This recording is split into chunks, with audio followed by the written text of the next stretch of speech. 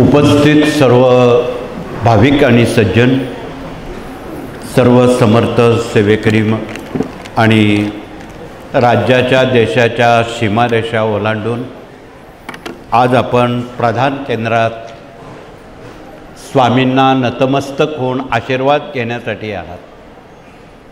खरं तर गेली 8 दिवस राज्यात, देशात आणि जगात होऊ घातलेला श्री गुरुपौर्णिमा उत्सव अजूनही संपलेला नाही. आपण मागच्याही रविवारी बघितलं, आजचाही रविवार आपण बघता. या कार्यातला असलेला मोठा जो परिवार आहे तो कोट्यावधीच्या संख्येत आहे आणि एवढ्या मोठ्या संख्येला एका दिवसात गुरुपौर्णिमेत सहभागी होणं तसं अवघड आहे. म्हणून आपल्या सोयीनुसार गेली 8 दिवस गुरुपीठासह आपण या प्रधान केंद्रामध्ये श्री गुरुपौर्णिमेचं औचित्य, त्याचं महत्त्व आणि स्वामींना भूषणावं वाटणाऱ्या बाबींचं आपण या ठिकाणी समजून घेण्यासाठी आलेला आहात.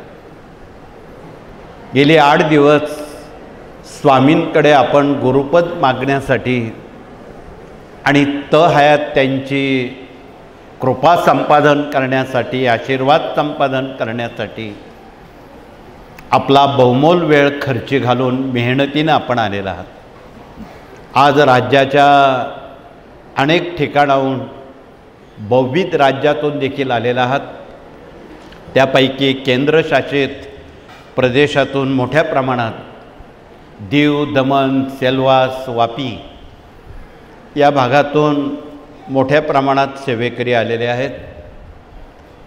त्याही भागामध्ये स्वामींचं कार्य घराघरात, मनामनात पोचलं जावं, त्याचे आपण पाईक व्हावं, त्यासाठी स्वामींचा आशीर्वाद मिळावा म्हणून आपण इथे स्वामींचं गुरुपद घेण्यासाठी आलात. खरं तर गुरूंचे 5 प्रकार आहेत: गुरु, सद्गुरू, परमगुरू, परात्पर गुरु आणि गुरुतत्व. आणि गुरुतत्व हे स्वामी महाराज तथा दत्त महाराज आहेत. या विश्वाचं पानसुद्धा त्यांच्या आज्ञेशिवाय हलत नाही, एवढं सामर्थ्य, एवढी ऊर्जा या गुरुतत्वात आहे. म्हणून आपण ही ऊर्जा गरजूंपर्यंत, पीडितांपर्यंत ती पोचली जावी म्हणून स्वामींचंच गुरुपद घ्यायला आलेलो आहोत. तसे जीवनात 5 गुरूंचं महत्त्व अनन्यसाधारण आहे. त्यात पहिले गुरु जन्मदात्या आईवडील आहेत. लालन पालन संगोपनाचा कालावधी संपला की आपण दुसऱ्या गुरूंकडे पालक लोक मुलांना पाठवतात. ते प्राथमिक शिक्षण शिकवणारे दुसरे गुरु आहेत. तोही कालावधी संपला. तिसऱ्या गुरूंकडे उच्च शिक्षणासाठी आपण पाठवतो. आजच्या भाषेत त्यांना तिसरे गुरु म्हणतात. एकदा तो त्याच्या पायावर उभा राहिला की त्याला पायावर उभं करणारे, स्वावलंबी बनवणारे चौथे गुरु हवे असतात. त्यात नोकरी, उद्योग, व्यवसाय, व्यापार, शेती, स्वतःच्या पायावर उभं राहण्यासाठी मार्गदर्शन करणारे चौथे गुरु प्रत्येकाला लागतात. आणि तदनंतर पालक लोक त्याला गृहस्थाश्रमाकडे पाठवतात आणि गृहस्थाश्रमाचं ओझं वाहता वाहता तो म्हातारा होतो. परंतु हवी असलेली, हरवलेली मनःशांती ती कुठे मिळेल या शोधात तो असतो. आज बाजारात मनःशांती नावाची वस्तू मिळत नाही. मनःशांती ही फक्त अध्यात्मातून मिळते. म्हणून आध्यात्मिक कृतीचं मार्गदर्शन करणारे, हरवलेली मनःशांती अध्यात्मातून मिळून देणारे 5वे गुरु ज्या मानव जातीला लाभतील तो खऱ्या अर्थानं मानव होण्यास पात्र ठरेल. म्हणजे मानव व्हायचं असेल 5 गुरु लागतात आणि दत्तात्रयांनी तर 24 गुरु केले होते. निदान आपण कमीत कमी 5 गुरु तरी आपणाला असावेत. आणि या व्यतिरिक्त ज्यांचे देहधारी गुरु असतील, ज्यांनी अनेक गुरु मानले असतील, त्या सर्वांनी स्वामींच्या अंतःकरणात त्यांना बघावं. स्वामींनी लाखो संतांचे गुरुपद त्या काळात घेतली. त्यात आमचे शिर्डीचे साईबाबा मागे नाहीत. 1857 साली साईबाबांचं गुरुपद शिर्डी येथे घेऊन त्यांचेच समकालीन शेगावचे गजानन महाराज असतील, पुण्याचे जंगली महाराज असतील, विदर्भात गुलाब महाराज, ताजुद्दीन महाराज असतील, पूजनीय गाडगे बाबा असतील, नंतर तुकडोजी असतील, ही सारी संत परंपरा महाराष्ट्रासह देशातल्या साऱ्या संतांचं स्वामींनी गुरुपद घेऊन हा महाराष्ट्र एक संघ एक संत ठेवण्याचा सातत्यानं त्यांनी कृपेचा आशीर्वाद दिलेला आहे. म्हणून आपणाला कळकळीचं निवेदन आहे की पुढील गुरुपौर्णिमा ही पावेतो स्वामींना आज आपण साकडं घालणार आहोत, प्रार्थना करणार आहोत, विनंती करणार आहोत की स्वामी महाराज पुढील गुरुपौर्णिमा ही पावेतो आमच्या वैयक्तिक, कौटुंबिक, सामाजिक, आध्यात्मिक जीवनाचा आपण योगक्षेम चालवा, आम्हाला सांभाळा, आम्हाला आशीर्वाद द्या, आम्हाला संरक्षण द्या, असं साकडं अशी विनंती करण्यासाठी आपण एवढ्या दूरवरून इथे प्रधान केंद्रात आलेला आहात. स्वामी योगक्षेम चालवतात पण केव्हा? अण्यांना निश्चयंतो मा ये जना परिउपासते तेषां नित्याभियुक्तानां योगक्षेम वहाम्यहम. अर्थ समजला नाही. गेले काही तासापासून आपण इथे बसलात. अण्यांना निश्चयंतो मा, मन कुठेतरी भरकटू न देता, अन्यत्र जाऊ न देता, जो कोणी स्वामींचं चिंतन करेन, मनन करेन, जप करेन, त्याचा मात्र योगक्षेम स्वामी चालवतात. म्हणून मगाशी आमच्या गुरुजींनी विचारलं सेवेकरी कोणाला व्हायचं आहे. बरेच हात वरती आले होते. ज्यांना सेवेकरी व्हायचं आहे आणि ते स्वाभाविक आहे. सेवेकरी ही एक फार मोठं सुरक्षितता आणि आशीर्वादाचा महिमा आहे. आपलं सदोदित 24 तास स्वामी आपलं संरक्षण आणि आशीर्वाद देत असतात. त्याला सेवेकरी म्हणतात. लाखो अनुभव तुम्ही रोज ऐकतात. अपघातातून अनेक माणसं वाचलेली आहे. त्यांच्या मनात स्वामींचा जप चालू होता, त्यांना जीवदान मिळालेलं आहे. असे कितीतरी लाखो अनुभव आपण रोज बघता, ऐकता. म्हणून आपण सेवेकरी होणं स्वाभाविक आहे. सेवेकरी होताना रोज आमचे प्रतिनिधी स्वामी चरित्राचा ओळख परिचय करून देतील. या स्वामी चरित्र सारामृताचे किमान आपण रोज 3 अध्याय वाचावेत. कमीत कमी 3 अध्याय वाचावेत. 11 माळा श्री स्वामी समर्थ जप करावा. ज्यांना पूर्ण पारायण करण्याची क्षमता आहे त्यांना जास्त आशीर्वाद मिळेल. साधारण 1 तास पारायण करायला लागतं. ज्यांच्याजवळ वेळ आहे त्यांनी काटकसर करू नये. रोज पंचमहायज्ञ करावेत. 5 कामं करावीत. ती 5 कामं जन्मजन्मांतरीचे ऋण फेडणारी बाब आहे. 1, गाईला घासभर अन्न द्यावं. भगिनी ज्यावेळी सकाळी स्नानानंतर स्वयंपाक करतात, स्वयंपाक करता करता आजही ग्रामीण भागात नेमका कावळा त्यावेळी खिडकीजवळ छतावर येऊन ओरडतो. आमचे जुने लोक म्हणतात, जुन्या भगिनी म्हणतात, कोणीतरी पाहुणा आहे. खरं तर पाहुण्याचा आणि कावण्याचा काही संबंध नाही. आपले पितर हे वासाचे भुकेलेले आहेत, म्हणून आपल्या पूर्वजांना, मृत पूर्वजांना कावळा हे माध्यम आहे. त्याला एक घासभर अन्न टाकणं त्याला पितृयज्ञ म्हणतात. गाईला घासभर अन्न देणं त्याला ऋषीयज्ञ म्हणतात.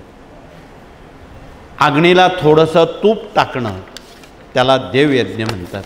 एका रद्दी पेपरवर शुद्ध तुपाचं बोट लावून सुरक्षित ठिकाणी पेटवलं, अग्नीला तूप मिळालं, देवयज्ञ झाला. तर राहिली 2 कामं. दिवसभरात चांगल्या व्यक्तीला भोजन देणं किंवा लहान मुलांना गोळी बिस्किट देणं त्याला मनुष्ययज्ञ म्हणतात. आणि 5वं, 2 बोटात साखर मावेन तेवढी कोपऱ्यात मुंग्यांना घालणं त्याला भूतयज्ञ म्हणतात. या विश्वामध्ये सर्वात छोटा जीव जीवाणूंमध्ये मुंगीचा समावेश आहे. परंतु विश्वात देवानं तिला एवढं ज्ञान दिलेलं आहे तेवढं हत्तीला सुद्धा नाही. म्हणून आमच्या मुक्ताबाईंनी मुंगीवर खूप अभंग लिहिताना, मुंगी उडाली आकाशी तिने गिळले सूर्याशी. मुक्ताबाईंचा हा अभंग परिपाठ होता, पेटंट होता.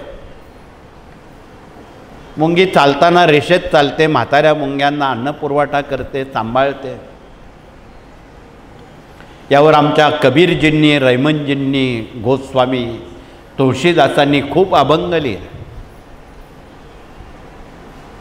समाज ऐक्य निर्माण होण्यासाठी मुंगीकडे जा, म्हणून मस्जिद में भी मुल्ला पुकारे, साहब तेरा बैरा है, चिटी के पैरों में घुंघरू बजाए, वही अल्लाह सुनता है. यात सारं काही उत्तर आलेलं आहे. याचा खूप तपशिलात सांगण्याची आपणाला आवश्यकता नाही. म्हणून पंचमहायज्ञामध्ये ही 5 कामं आपण न कळत रोज करावी. याला काही फार विशेष कष्ट करावे लागत नाही. सुलभ आणि सहजगत्या आपणाला पंचमहायज्ञ केल्यानं जन्मजन्मांतरीचे शाप, ताप, दैन्य, दुःख, उपद्रव, संकट, मातृदोष, पितृदोष, वास्तुदोष, दोषांची जी मोठी मालिका आहे ते दोष हलके होतात, हळूहळू निवारण होतात. आणि ही गोष्ट रोज जर केली तर आपणाला तीर्थक्षेत्रात मोठे विधी करण्याची आवश्यकता पडत नाही. तथापि ज्या आमच्या भगिनी नियमानं पंचमहायज्ञ करतात, कृपया त्यांनी हातवरती करावेत. धन्यवाद. आपण भाग्यवंत आणि पुण्यवंत आहात. पण तुमचे हात वरती आहेत, ज्यांचे हात वरती नाहीत त्यांनाही तुम्ही सांगा, भला करो भला होगा. त्यांना जर तुम्ही सांगितलं, त्यांचं 10% पुण्य तुम्हाला मिळेल. म्हणून आपण या गोष्टी इतरांना अन्य काही सांगण्यापेक्षा चांगल्या गोष्टी निश्चित सांगाव्यात, हे कळकळीचं आवाहन. म्हणून या कार्यातून सेवेकरी होणं ही फार भाग्याची, पुण्याची गोष्ट आहे. आणि त्यात दिव्यानं दिवा, ज्योतीनं ज्योत आपण लावावी. त्यानंतर उद्याच्या 27 जुलैला वधूवर परिचय मेळावा तालुका श्रीगोंदा काष्टी या ठिकाणी, जिल्हा अहिल्यानगर या ठिकाणी आयोजित केलेला आहे. इथे विवाह मंडळ आलेलं आहे. त्यांनी सर्वप्रथम आपला परिचय देऊन, आज अनेक पालक लोक दर्शनाच्या निमित्तानं मुलामुलींच्या विवाहाची विचारणा करण्यासाठी सुद्धा आलेले आहेत. काळजी करू नका. या विवाह मंडळाकडे राज्यातल्या 36 जिल्ह्यांपैकी यांच्याकडे प्रत्येक जिल्ह्यात किती वर किती वधू आहेत, 1.5 लाखाच्या अधिक वधूवरांची नोंद यांच्याकडे आहे. आणि ज्यांना आपल्या मुलामुलींची विवाह कर्तव्य आहे, कृपया त्यांनी आमच्या प्रतिनिधींशी दिवसभरासाठी ते आहेत. तुम्ही संवाद संपर्क करा. चांगली स्थळं आपणाला ते शोधून देतील. पुढचा प्रश्न मिटेल. कारण आज सर्वात अवघड प्रश्न मुलामुलींच्या विवाहाचा आहे. त्यातही एक वेळी आमच्या मुलींचं लग्न करणं सोपं आहे, मुलांचं लग्न करणं फार अवघड आहे. तुम्हाला वाटतं हे उलटं कसं काय? उलटं नाही, वस्तुस्थितीला धरून आहे. त्यातही मिळाली चांगली सूनबाई तर ठीक, खट्याळ सूनबाई मिळाली तर ज्योतिषांकडे जायचं कारण नाही. घराचं घरपण आणि देशाचं देशपण राहणार नाही.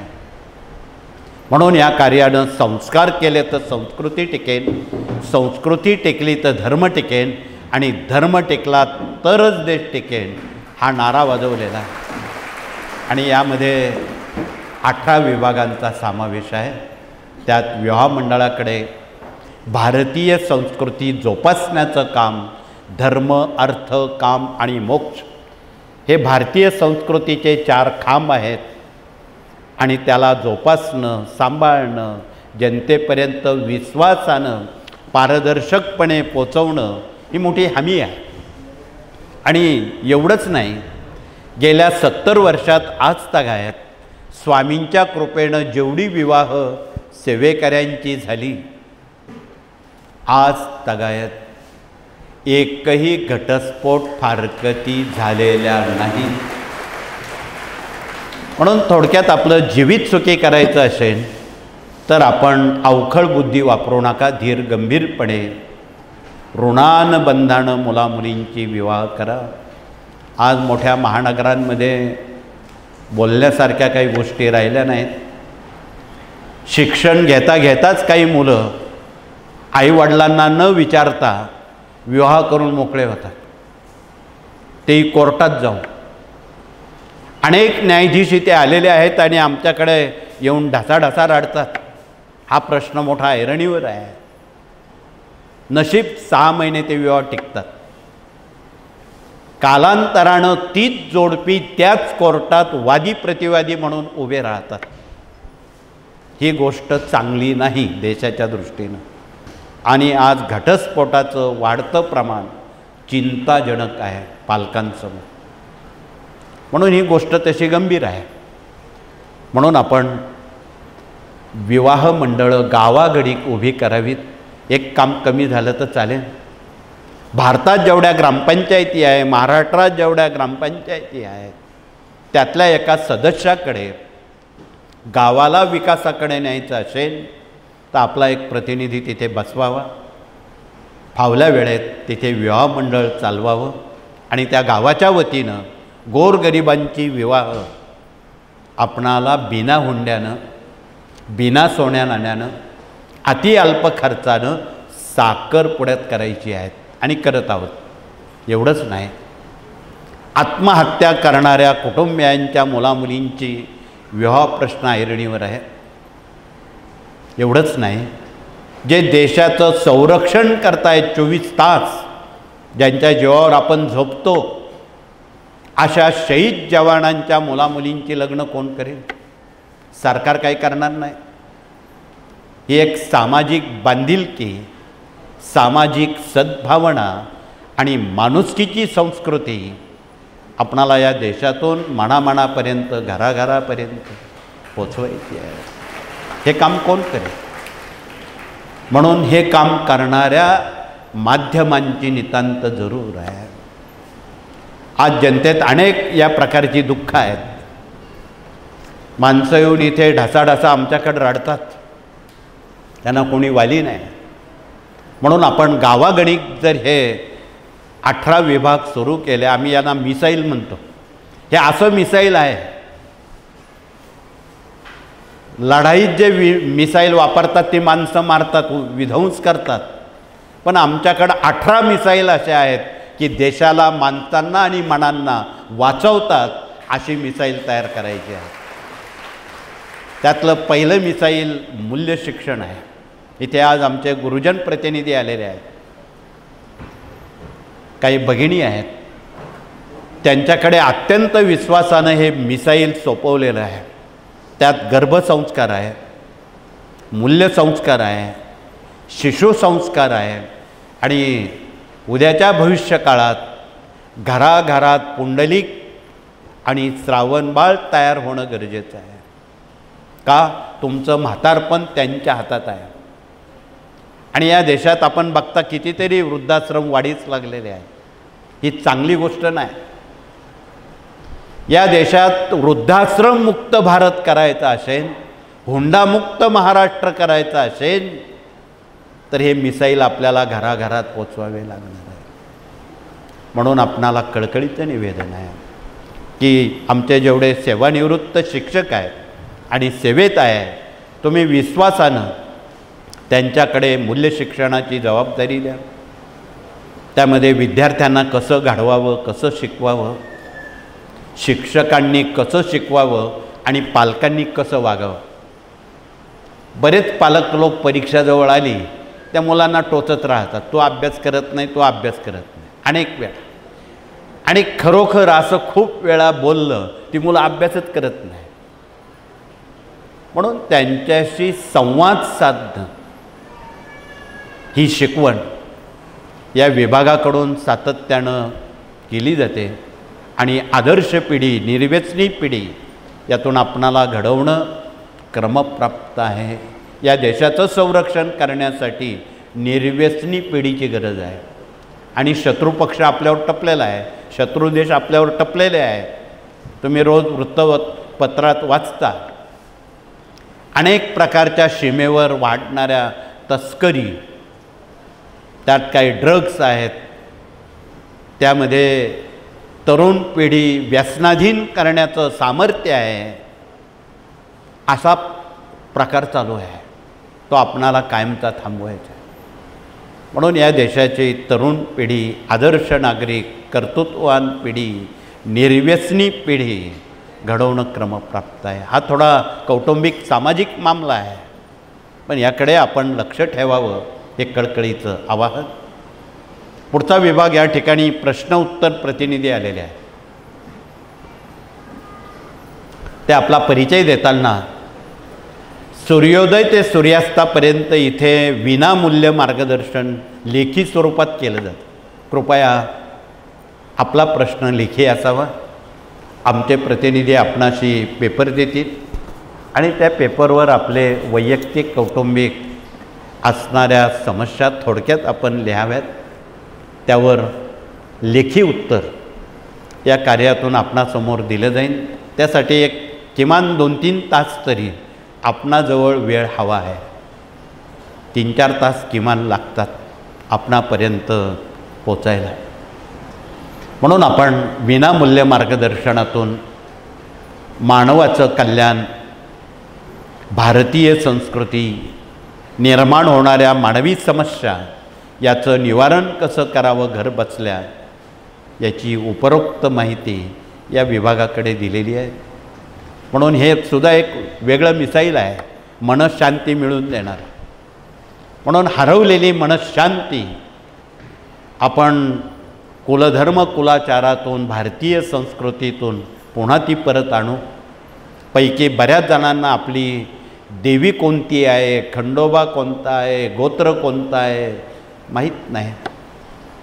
आमचे प्रतिनिधी आपणाशी संवाद साधतील की तुमची देवी महाराष्ट्रात जे राहणारे लोक आहेत स्थायिक, पैकी त्यांच्या 4 कुलदेवतांपैकी एक कुलदेवता आहेत. त्यात सप्तशृंग आहे, कोल्हापूर आहे, माहूर आहे आणि तुळजापूर आहे. पैकी यात आपली कुलदेवता कोणती आहे? खंडोबा. त्यांची उपपीठं 14 आहेत. जेजुरी प्रमुख पीठ आहे. पैकी आपला खंडोबा कोणता आहे? आणि वर्षातून आपण त्यांना गेलो का? देवीला गेलो का? गेला असाल तर तिथे काय केलं? नुसतं दर्शन घेतलं का? तसं नाही. देवीला जायचं असेल, आशीर्वाद घ्यायचा असेल, आशीर्वाद या कामासाठी तुम्हाला हवा आहे. मुलामुलींच्या शिक्षणाचा प्रश्न आहे, नोकरीचा प्रश्न आहे, विवाहाचा प्रश्न आहे, कौटुंबिक प्रश्न आहेत. तिला जाताना परिवारानं जाऊन तिला हिरवी साडी, हिरवा खण, ओटीचं सामान, पुरणाचा नैवेद्य घरून करून न्यावा, आपल्या हातानं तिथे अर्पण करा. भगवतीचा कृपा आशीर्वाद त्यातून आपणाला मिळेल, अन्य काही करण्यापेक्षा. तीच अवस्था खंडोबाची आहे. मूळ पीठावर जाताना खंडोबाला एक धोतरपान, एक उपरणं, 1.25 पाव हळद, वांग्या कांद्याचं भरीत, पुरणावरणाचा नैवेद्य वर्षातून एकदा. तुम्ही एवढं जर केलं तर तुम्हाला कुठलेही प्रश्न निर्माण होणार नाहीत. मुलामुलींच्या लग्नाचे असतील, शिक्षणाचे असतील, नोकरीचे असतील, अन्य असतील, हे सारं निपटण्याची हमी देवी खंडोबाकडे आहे. आणि ते महाराष्ट्रात कोणी सांगत नाही. हे कोण सांगेल? म्हणून गावागावात सेवा केंद्र जर निर्माण झाली आणि तिथल्या सेवेकऱ्यांनी लोकांना देवी खंडोबा गोत्र सांगितलं, आम्ही म्हणतो गंगेत घोडं आलं, फार काही सांगण्याची गरज नाही. म्हणून एवढं प्रत्येकानं जर आपण सांभाळलं वैयक्तिक जीवनात तर कुठल्याही समस्या निर्माण होणार नाही. शिक्षणाच्या नाही, लग्नकार्याच्या नाही, अपत्याच्या नाही, या सर्व कामं बरोबर चालतील. म्हणून इथे छत्रपतींनी 400 वर्षापूर्वी स्वतःच्या हातानं लिहिलेला क्षात्रधर्म काही भाग्यवंतांकडे आहे. ज्यांच्याकडे आहे त्यांनी हात वरती करावा आणि त्यांनी एक काम करावं की त्यामध्ये 7,000 पोटकुळं आहेत, 96 मुख्य कुळं आहेत. त्या रकाण्यामध्ये त्यांचं गोत्र देवी खंडोबा याचा समावेश आहे. ते जनतेला सांगावं. हे एकटी व्यक्ती कोणी सांगू शकणार नाही. म्हणून आपणाला निवेदन आहे, या ग्रंथाची आपण पानं चाळा, याचं आपण पुनर्प्रकाशन पाहिजे तर करू. परंतु नव्या पिढीला खंडोबाविषयी, देवीविषयी, गोत्राविषयी खूप अज्ञान आहे. हे कोण सांगेल? आणि ते केल्याशिवाय महाराज कृपा करत नाही. तुम्ही स्वामीचरित्र वाचक इथे जेवढे बसलेत, तुम्हाला तपशिलात बोलण्याची जरूर नाही. बाळप्पांसारखी महान व्यक्तीला सुद्धा देवी माहिती नव्हती. आपण तर फार लहान माणसं आहोत. एका मिनिटात स्वामींनी तुळजापूरच्या देवीचा आविष्कार घेतला. बाबा, ही तुझी कुलदेवता आहे, कुठे आता जाऊ नकोस. 12व्या अध्यायात ते दिलेले आहे.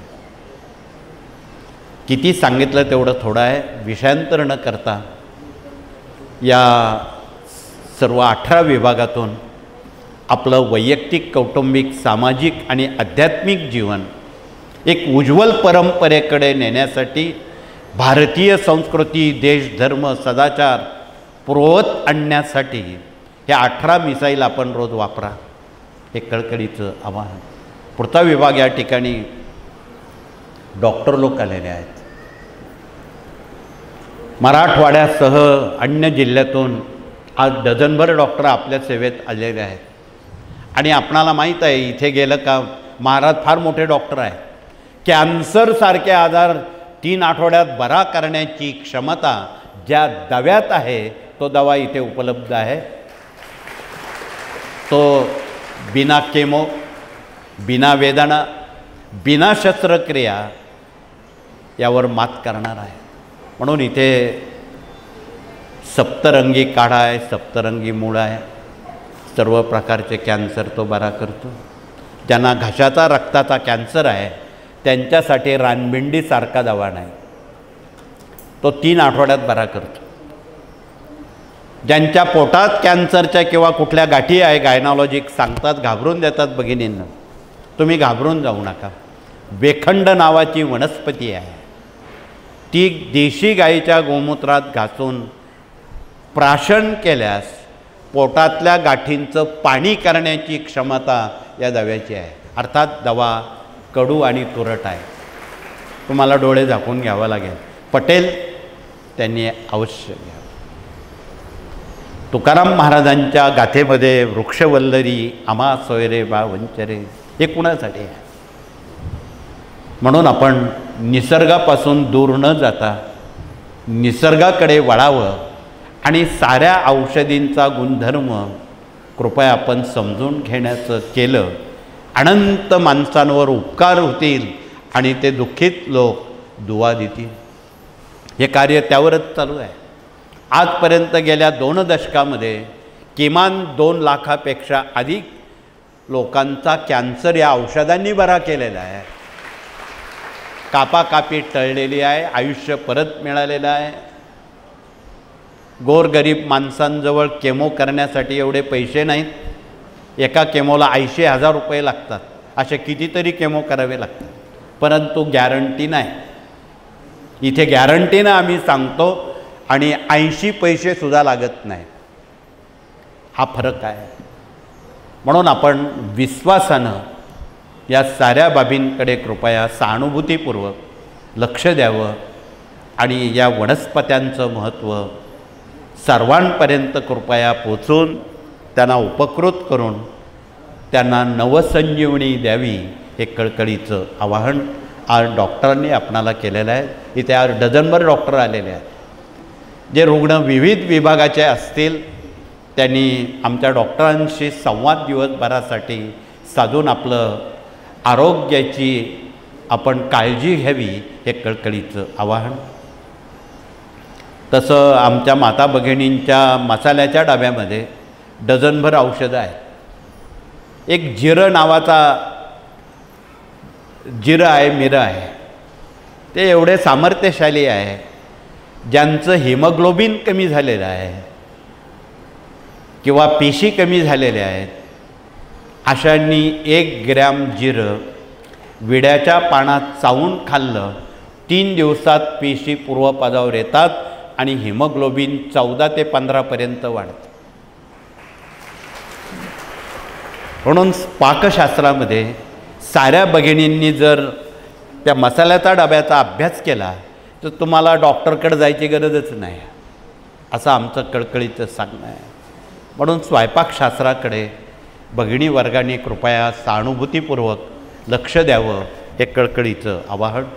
पुढचा विभाग या ठिकाणी वास्तुतज्ञ प्रतिनिधी आलेले आहेत. वास्तू कशी असावी, वास्तूत काय नसावं. बऱ्याच वेळा घरात बंद पडलेली घड्याळं आहेत, फाटलेले कपडे, तुटलेल्या चपला, फुटलेली भांडी आहेत, ईशान्य दिशेला टॉयलेट जिना आहेत, नैऋत्येला प्रवेश आहे आणि इथे बसलेल्या अनेक भगिनींच्या किचन ओट्याला काळा दगड लावलेला आहे. अशा भगिनींनी कृपया हात वरती करा, म्हणजे मला त्यावर उपचार सांगता येईल. खूप हात वरती आलेत, मनापासून आपणाला धन्यवाद आहेत. पण घाबरून जाऊ नका. जिथे जिथे काळा दगड लावलेला आहे तिथे तिथे घरात आजारपण, दवाखाना, कर्ज या बाबी ठरलेल्या आहेत. इथे कुणी देव आडवा आला तरी क्षमा नाही. यावर उपचार आहे.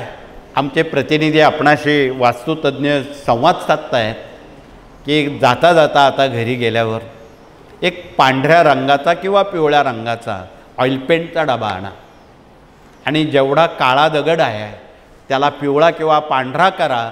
त्या मिनिटाला तिथेच 7:30 संपते आणि महिलांचा आजारपण 8 दिवसात बरं होतं. हा एक अनभिज्ञपणा आहे आणि हा घालवायचा असेल तर सोप्या मार्गानं आणि सोप्या पद्धतीनं आणि डोळस पद्धतीनं आणि पारदर्शक पद्धतीनं त्याची कृपया आपण जाणीव आणि अनुभूती इतरांपर्यंत कृपया पोचवावी, हे कळकळीचं आवाहन आहे. तुम्ही बघा, ज्यांच्या घरात काळा दगड आहे, सतत दवाखान्याचा, इथे काही कॅन्सर रुग्ण आलेले आहेत, तुम्ही पहिलं त्याला विचारा, तुझ्या घरात काळा दगड कडप्पा लावलेला आहे का? तो खाली मान घालतो, हो म्हणतोय. तपशिलात न बोलता या साऱ्या बाबी जाणून घेण्याच्या आहेत. आपण सर्वजण सुज्ञ आहात. पुढचा विभाग या ठिकाणी कायदेशीर सल्लागार म्हणून वकील आणि न्यायमूर्ती लोक आलेले आहेत. हा स्वामींचा जनता दरबार आहे आणि कुठलंही कार्य कायद्याच्या चाकोरीतून केलं तर ते पक्कं असतं. म्हणून बऱ्याच जणांना केंद्र, साप्ताहिक, दैनिक त्याविषयी विचारणा आहे. ती विचारणा आणि त्याची पूर्तता कशी करावी यासाठी हा विभाग कार्यदक्ष आहे. म्हणून आपण यांच्याशी सर्वप्रथम साप्ताहिक दैनिक केंद्राविषयी ती कशी उभी करावी, त्याला काय काय लागतं, ग्रामपंचायतीचा दाखला, शेजारी पाजाऱ्यांच्या सह्या ह्या का लागतात, सर्वांचं सहकार्य का लागतं, या साऱ्या बाबींचा समावेश आहे. तर त्यांच्यासोबत दुसरा विभाग प्रशासकीय कामकाज आणि प्रशिक्षण प्रतिनिधी आलेले आहेत. त्यांच्यासोबत अजून काही प्रतिनिधी आलेले आहेत. देश विदेश अभियान प्रतिनिधी, दुर्गा अभियान प्रतिनिधी, युवा प्रबोधन प्रतिनिधी, प्रशिक्षण प्रतिनिधी, पर्यावरण प्रतिनिधी, स्वयंरोजगार प्रतिनिधी, पशुगोवंश प्रतिनिधी, माहिती तंत्रज्ञान प्रतिनिधी आणि याज्ञिकी प्रतिनिधी, असे हे 8 विभाग आहेत. हे अजून पूर्ण जनतेला माहीत नाही. हे सारे विभाग जनतेपर्यंत खऱ्या अर्थानं पोचण्याची गरज आहे. आणि हे जर आपण समजावून घेतले, यांना तुम्ही भेटलात फावल्या वेळेत, तर त्याचा मतित अर्थ भावार्थ नक्की आपणाला ते समजून सांगतील. त्यात हा जो भगवा ध्वज आहे, वादळ थांबवण्याचं काम करतो. त्याखाली बसून हनुमान चालिसा किंवा मारुती स्तोत्र वाचलं. मारुती राया हे वायुपुत्र आहे, त्यांचा गुणधर्म आहे वाऱ्याला थांबवणं. तर हे भूकंप यंत्र आहे.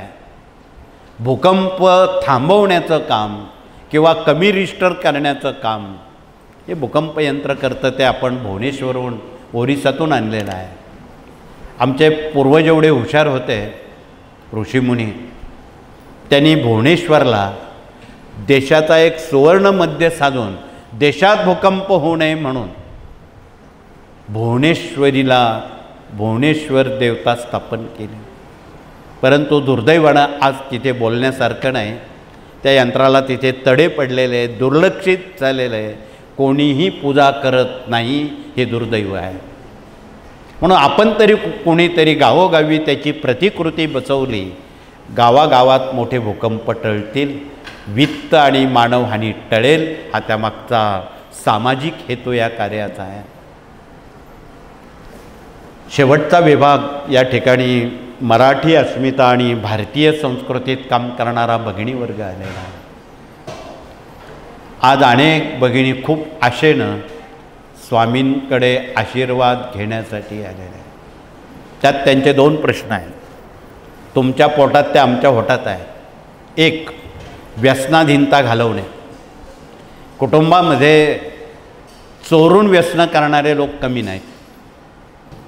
म्हणून ही सारी व्यसनं कायमची बंद करण्यासाठी शंकराच्या पिंडीवर किंवा रुद्रयंत्रावर महिम्न वाचून जर ते तीर्थ त्यांना दिलं तर हट्टी, तापट, आजारी, विकलांग, मद्यपी, धूम्रपी आणि जे मांसाहार करणारे आहेत त्यांच्यासाठी हा रामबाण इलाज आहे. सुंटे वाचून खोकला जाणारा आहे. हे कृपया भगिनींनी सहानुभूतीपूर्वक रोज 15-20 मिनिट वेळ ज्यांना आहे अशा भगिनींनी या सेवेत भाग घ्यावा आणि ते तीर्थ द्यावं. दुसरा प्रश्न, डोक्यावर वाढणारं कर्ज. अनेक कुटुंबांचं अनभिज्ञपणानं, ईर्ष्येनं, अज्ञानपणानं, अव्यावहारिक जीवनानं डोक्यावर कर्ज वाढतं आहे. उत्तर आहे श्रीयंत्र. हे श्रीयंत्र आहे, दाखवतात ते लक्ष्मीनारायणांचं आसन आहे. आणि त्या यंत्राचं पूजन जर आपण रोज केलं तर डोक्यावरचं कर्ज खांद्यावर येतं आणि हळूहळू कर्जमुक्त, ऋणमुक्त, चिंतामुक्त जीवन तुम्हाला जगायला संधी मिळते. तथापि आमच्या साऱ्या जगातल्या आणि देशातल्या माता भगिनी, पौर्णिमा हा लक्ष्मी प्राप्तीचा उत्सव असतो. परवाच नुकती पौर्णिमा, गुरुपौर्णिमा झाली. पण प्रति येणाऱ्या 12 पौर्णिमा वर्षातल्या आहेत त्या लक्ष्मीचा दिवस म्हणून गणलेले आहेत.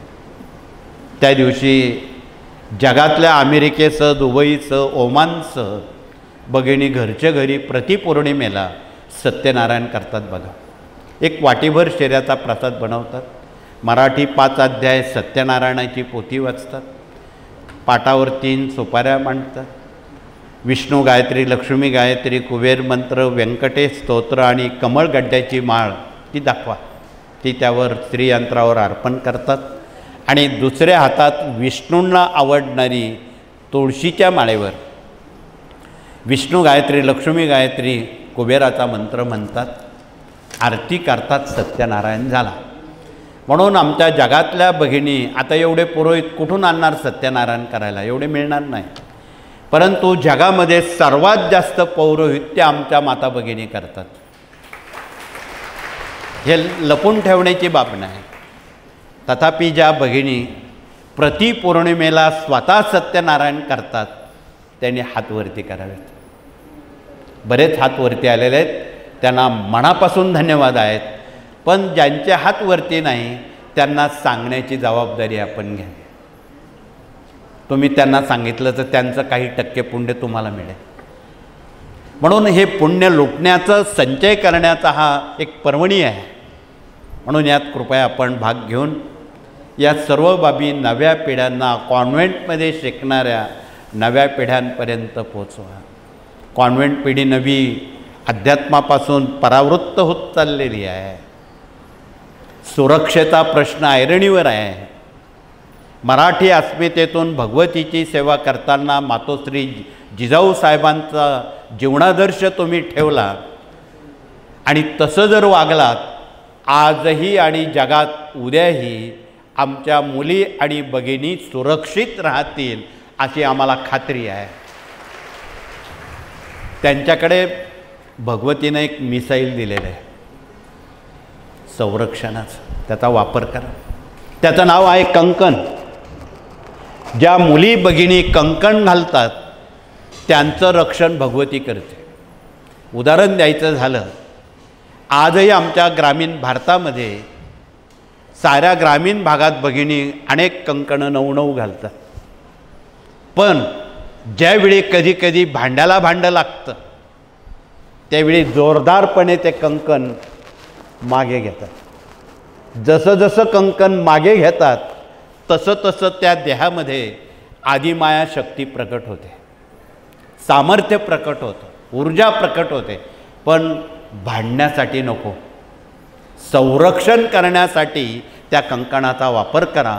म्हणून आज महानगरामध्ये, जगात, देशात, राज्यात, गावात कॉन्व्हेंटमध्ये शिकणाऱ्यांचं सर्वांना आमच्या भगिनींनी कंकणाचं महत्त्व सांगितलं तर हे जे वृत्तपत्रात ज्या घाणेरड्या वाईट गोष्टी ऐकाव्या लागतात त्या एका मिनिटात बंद होते.